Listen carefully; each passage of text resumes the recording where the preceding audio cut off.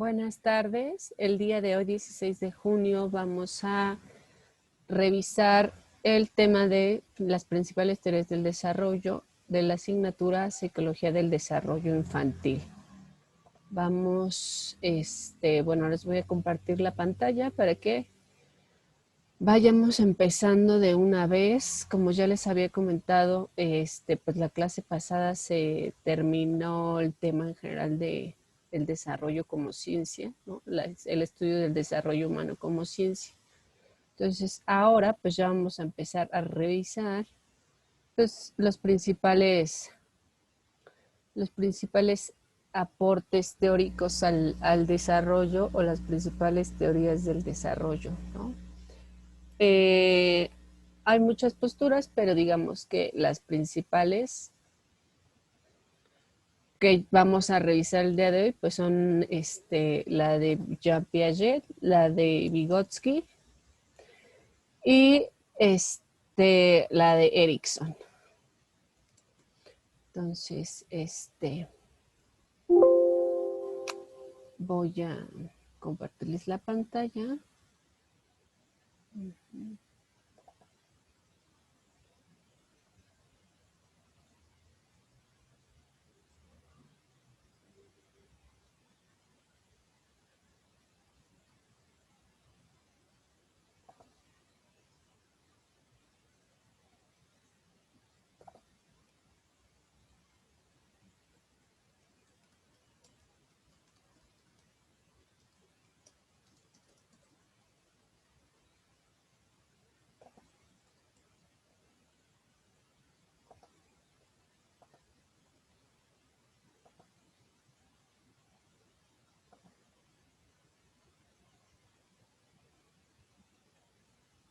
A ver, listo. Se supone que ahí ya deberían ver la presentación. ¿Vale?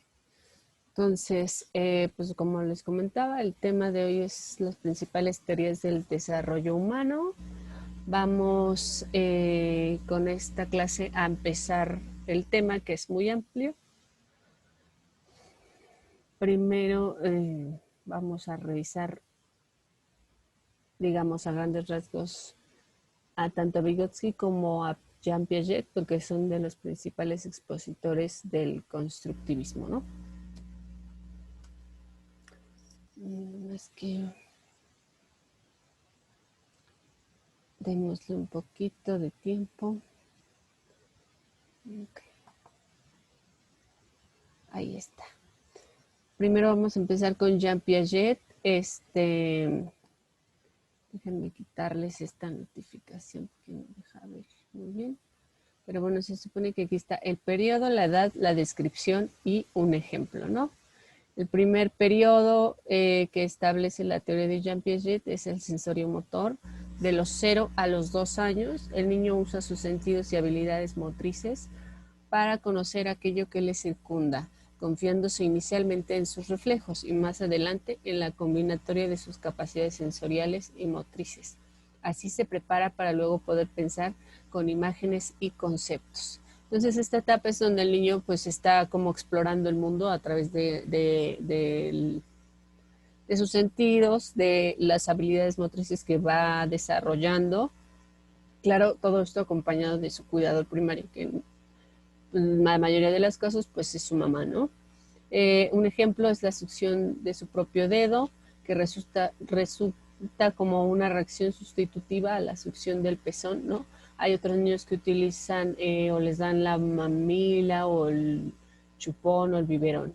Entonces el reflejo de la succión, digamos que es uno de los más característicos y se presenta desde la vida uterina y se mantiene hasta los 2 años de edad. Luego el preoperacional, que es de los 2 a los 7, se caracteriza por la interiorización de las reacciones de la etapa anterior, es decir, de la etapa sensorio-motora, dando lugar a acciones mentales que aún no son categorizables. Ay, no sé si me oyeron o no me oyeron.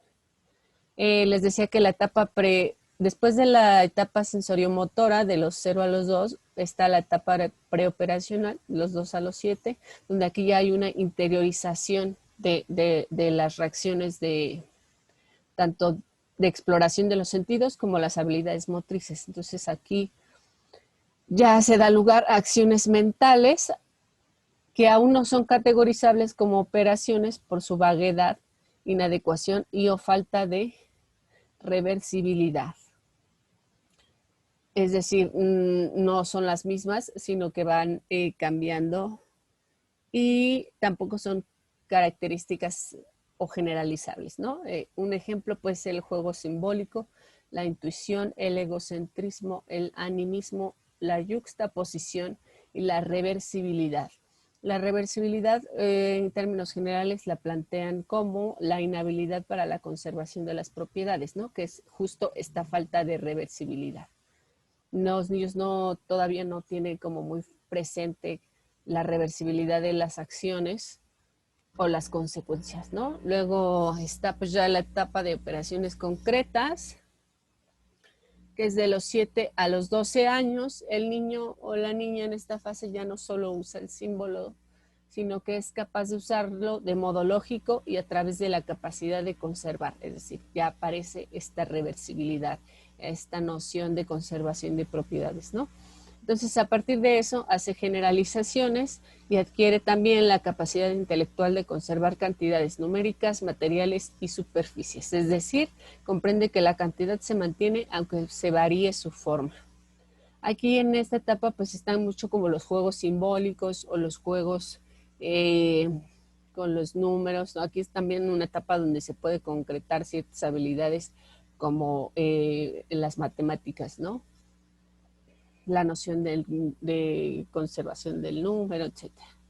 Un ejemplo que es de los más famosos dentro de la teoría de Jean Piaget es este del juego con arcilla, tomando una bola de arcilla, o pues era arcilla, bueno, en ese tiempo lo hizo con arcilla, ¿no? Pero ahora muchos de los teóricos piagetianos pues utilizan otros materiales, ¿no? Como plastilina o pues, hay muchos materiales ahora, ¿no? La Play-Doh, etc. Entonces, tomando una bola de arcilla o de plastilina, el niño puede manipularla para hacer varias bolitas. Y entonces, a partir de esa división de una sola bolita en varias bolitas, es consciente también que reuniéndolas de nuevo, pues se va a volver a hacer la bolita original, ¿no? O sea, esta conservación de materia de que no importa cuántas veces lo dividan, al final cuando lo junten va a seguir siendo la misma cantidad, ¿no?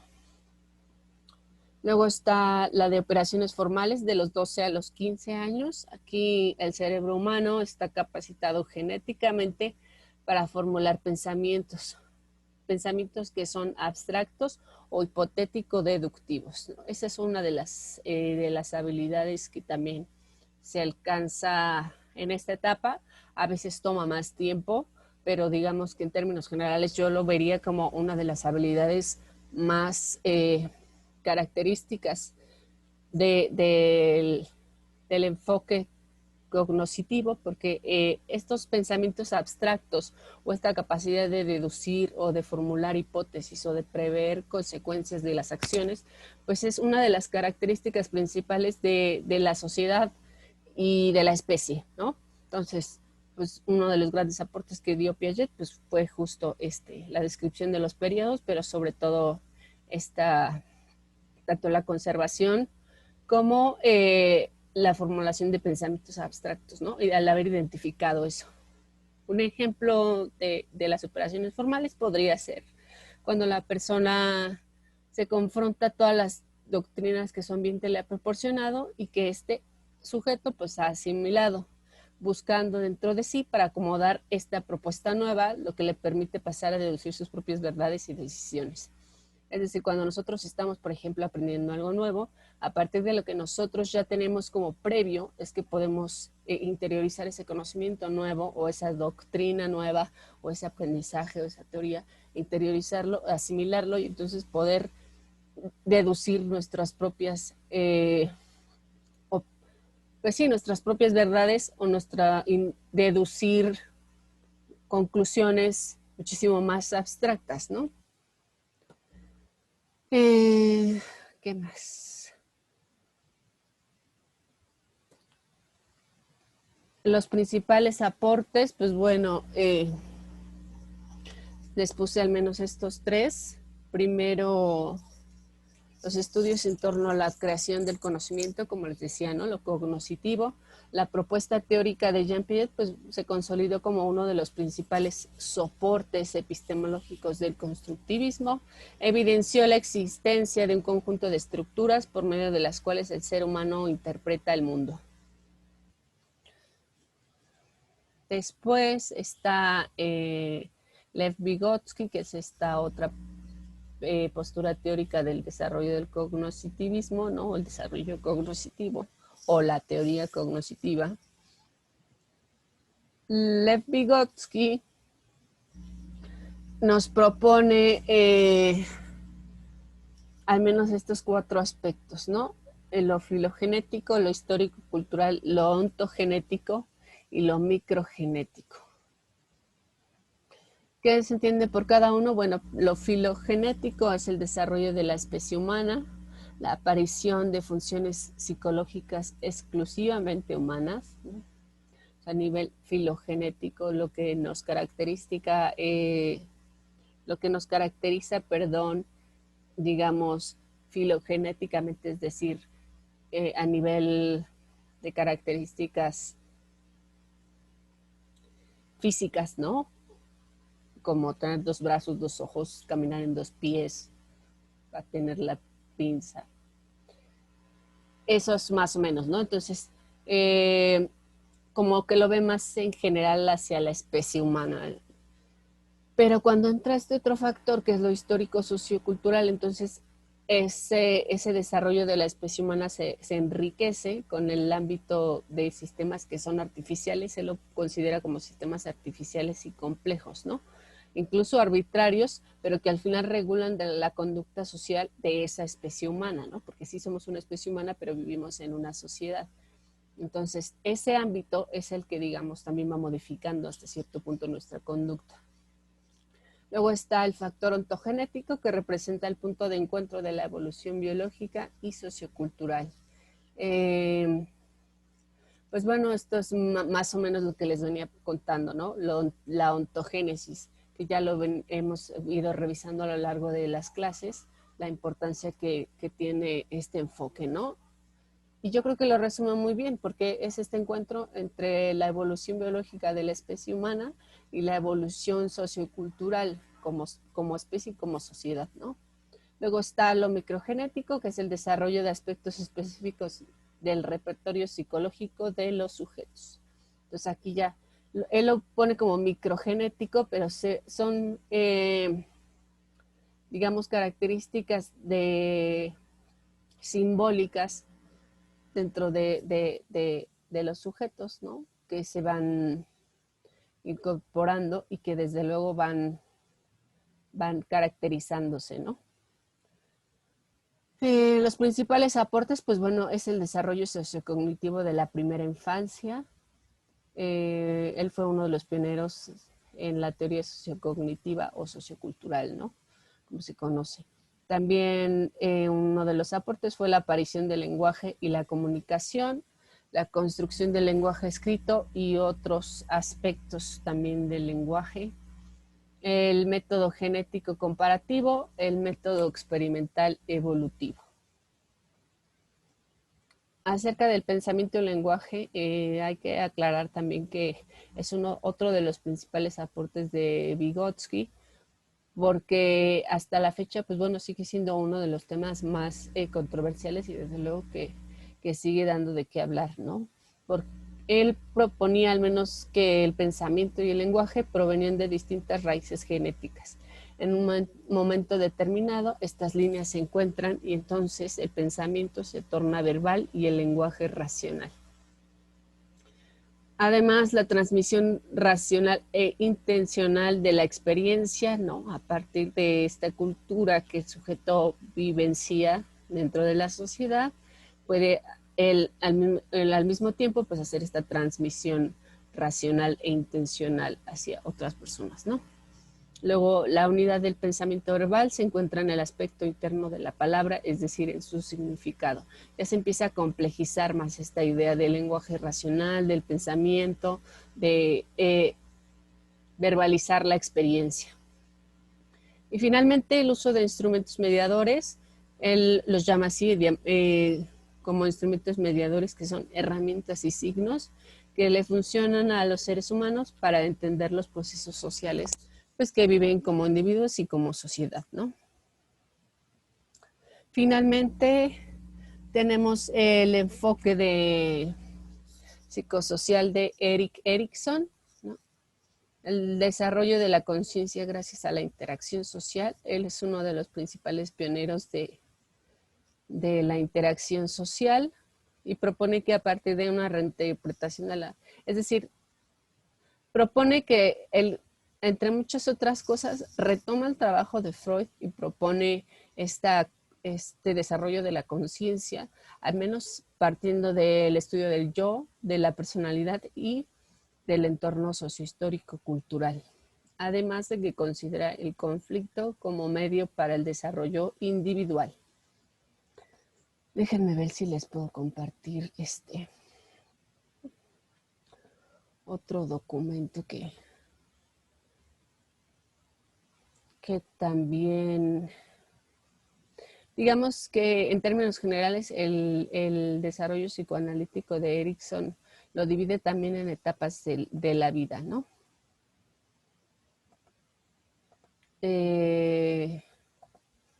No creo que no se ve, entonces voy a compartirles de nuevo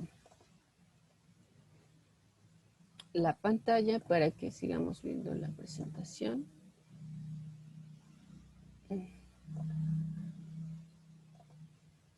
Entonces, como les decía, pues bueno, estos son al menos dos de los aportes más importantes, pero Erikson lo ve como el ciclo de vida o etapas de vida, ¿no? Que se van superando conforme la personalidad, el yo, lo sociocultural y la capacidad de salir adelante de las dificultades, ¿no? E incluso dice que si el sujeto no es capaz de salir adelante, entonces será muy difícil que avance hacia las siguientes etapas, ¿no? Pensémoslo como, digamos, un modelo psicosocial. Sí tiene influencia de Freud, por supuesto, ¿no? Pero él lo ve como un ciclo de vida que es completado a partir de al menos las siguientes etapas, ¿no? El nacimiento, crecimiento, evolución, involución y muerte, ¿no? Entonces, como se puede ver, es un ciclo de vida completado que tiene, pues, digamos, este enfoque holístico, ¿no? Que busca, pues, digamos, contestar esta gran cuestión de cómo es que se desarrolla nuestra personalidad, cómo es que la sociedad influye en ese desarrollo y el papel, es decir, el papel que ejerce el entorno social, ¿no? Tanto desde que el sujeto nace, crece, evoluciona, involuciona, pues es, o sea, como que ya va deteriorándose, ¿no? Es decir, o sea, el organismo va deteriorándose. Otra de las cosas que él también plantea es que, como les decía, pues la crisis es un factor fundamental, ¿no?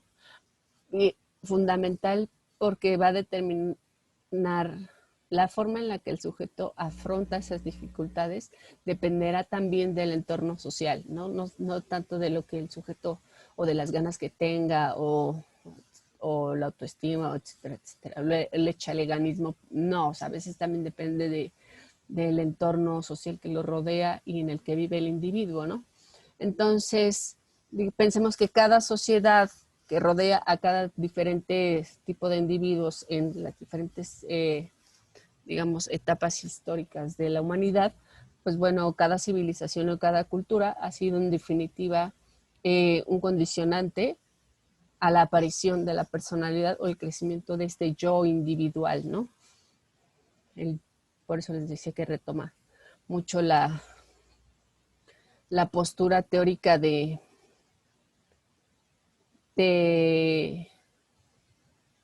Freud, ¿no? porque, pues digamos, al final de cuentas, él lo plantea como 8 etapas, porque, bueno, digamos, dentro de, por ejemplo, el primer año de vida, pues el niño debe superar el reto o esta crisis de la confianza en el entorno, ¿no? Confiar en el entorno que lo rodea, sentirse cuidado, protegido, atendido, ¿no? Luego, conforme va avanzando, ¿no? De los 3 a los 5 también, de los 3 a los 5 años, está la otra crisis o el otro reto de tener que trabajar con la iniciativa propia, ¿no? Con esta autonomía personal. Luego de los 5 años y digamos hasta el final de la infancia, a los 12 años, 11, 12 años, pues se debe superar de nuevo esta crisis de, digamos, conseguirse o saberse competentes con los diferentes aprendizajes que van adquiriendo a lo largo pues, de la edad, por ejemplo, en este caso, pues de la vida escolar básica, ¿no? La primaria, el kinder, la primaria. Entonces, una vez que se llega ya a la adolescencia, de los 13, 12, 13 en adelante, a los 15, 16, pues existe otro reto, otra crisis nueva, que es pues propiamente establecer la identidad, ¿no? Que sabemos que es uno de los temas delicados también dentro de la juventud, ¿no? El conseguir este desarrollo de la identidad, el saberse como haber conquistado una intimidad dentro de su propio entorno familiar, por ejemplo, ¿no? Saberse individuos con ciertas características particulares, diferenciarse de los demás, no sé, ¿no? Es decir, a través de las generaciones, incluso hasta la adultez o la senectud, siempre está clave, una de las claves es la integridad del yo, ¿no? Este ciclo de vida, en este camino vital que es desde que se nace hasta que se muere, pues nos da de forma resumida digamos, esta explicación característica de que cada etapa es vital y es importante dentro de lo que nos va a suceder en las siguientes etapas, ¿no? Y claro, todas estas pues van acompañadas del entorno sociocultural, ¿no? De todas formas,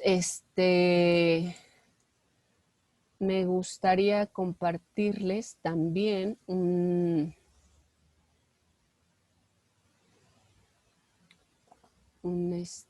video que nos va a ayudar desde luego a reforzar un poco estas ideas, sobre todo en términos de que seamos capaces de diferenciar, que por un lado está la teoría cognoscitiva, ¿no? De Jean Piaget y de Vygotsky, y por el otro está la teoría pues más como psicosocial, ¿no? Pero al final entre ambas está, digamos, este enlace tan evidente que puede ser, por ejemplo, la teoría sociocultural de Vygotsky, ¿no?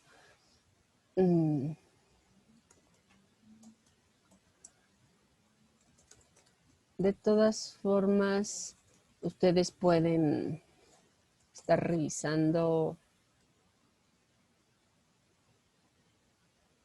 la plataforma. Ahí les puse unos videitos.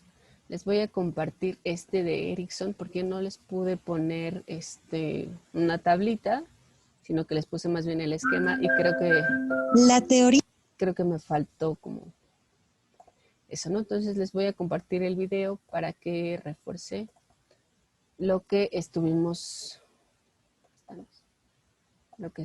revisando y que al igual que las otras etapas dentro del desarrollo de Vygotsky y de Piaget, pues aquí tengan ustedes también un poquito más claras estas 8 etapas que plantea Erik Erikson, ¿no? La teoría del desarrollo psicosocial de Erikson identifica 8 etapas por las que un individuo sano puede pasar desde el nacimiento hasta la muerte. En cada etapa nos encontramos con diferentes necesidades, hacemos nuevas preguntas y conocemos a personas que influyen en nuestro comportamiento y aprendizaje. Etapa 1. Confianza básica versus desconfianza. Cuando somos bebés, nos preguntamos si podemos confiar en el mundo y cuestionamos si es seguro. Aprendemos que si podemos confiar en alguien ahora, también podemos confiar en otros en el futuro. Si experimentamos miedo, desarrollamos dudas y desconfianza. La clave de nuestro desarrollo es nuestra madre. Etapa 2. Autonomía versus vergüenza y duda. En nuestra primera infancia, nos experimentamos a nosotros mismos y descubrimos nuestro cuerpo. Preguntamos, ¿está bien ser yo? Si se nos permite descubrirnos a nosotros mismos, desarrollamos la autoconfianza. Si no, podemos desarrollar vergüenza y autoduda. Ambos padres ahora juegan un papel importante. Etapa 3. Iniciativa versus culpa. En el preescolar, tomamos la iniciativa. Probamos cosas nuevas y aprendemos principios básicos como cómo ruedan las cosas redondas. Preguntamos, ¿está bien que haga lo que hago? Si nos animan, podemos seguir nuestros intereses. Si nos reprimen o nos dicen que lo que hacemos es una tontería, podemos sentirnos culpables. Ahora estamos aprendiendo de toda la familia. Etapa 4. Laboriosidad versus inferioridad. Ahora descubrimos nuestros propios intereses y nos damos cuenta de que somos diferentes a los demás. Queremos demostrar que podemos hacer bien las cosas. Preguntamos si podemos lograrlo en este mundo.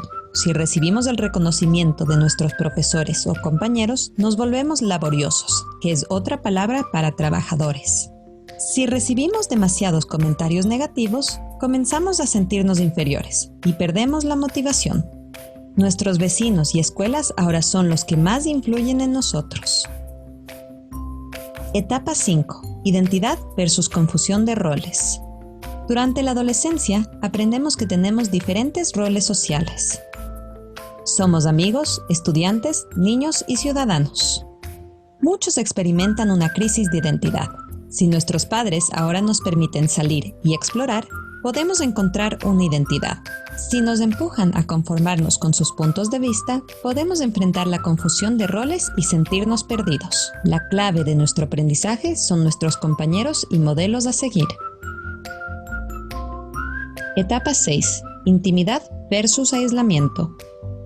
Como adultos jóvenes, poco a poco entendemos quiénes somos y comenzamos a soltar las relaciones que habíamos construido antes para encajar. Nos preguntamos si podemos amar. Si podemos hacer un compromiso a largo plazo, estamos seguros y felices. Si no podemos formar relaciones íntimas, podríamos terminar sintiéndonos aislados y solos. Nuestros amigos y parejas son ahora fundamentales para nuestro desarrollo. Etapa 7. Generatividad versus estancamiento. Cuando llegamos a los 40, nos sentimos cómodos, usamos nuestro tiempo libre de manera creativa y quizá empezamos a contribuir a la sociedad. Nuestra preocupación es la generatividad. Si pensamos que podemos llevar a la próxima generación a este mundo, estamos felices. Si no resolvimos algunos conflictos antes, podemos volvernos pesimistas y experimentar estancamiento. Las personas en casa y en el trabajo son ahora las que más nos influyen. Etapa 8. Integridad del ego versus desesperación. A medida que envejecemos, tendemos a desacelerar y comenzar a mirar hacia atrás en nuestras vidas. Preguntamos, ¿cómo me ha ido? Si pensamos que lo hicimos bien, desarrollamos sentimientos de satisfacción e integridad. Si no, podemos experimentar desesperación y volvernos gruñones y amargados. Erik Erikson, un psicólogo germano-estadounidense que, junto con su esposa Joan, se hizo conocido por su trabajo sobre el desarrollo psicosocial. Fue influenciado por Sigmund y Anna Freud y se hizo famoso por acuñar la frase crisis de identidad. Aunque Erikson carecía incluso de una licenciatura, se desempeñó como profesor en Harvard y Yale.